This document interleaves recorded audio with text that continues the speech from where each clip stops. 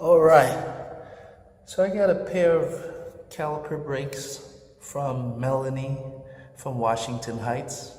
I was going to buy it from her. She saw what I was doing and gave me the caliper brakes for free. This is one of them, Tektro R539. Shout out to Melanie, thank you. I'm going to show a brief clip of putting in a ball bearing into a hub. So here we go.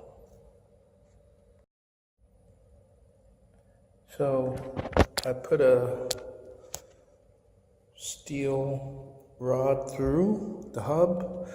I'm going to use a wrench to turn the nut in order to get the hub or the ball bearing into the hub.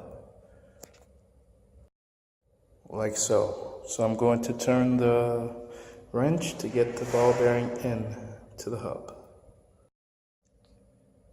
And just by turning the wrench, I'm able to get the hub or the ball bearing into the hub. It's flush. There we go.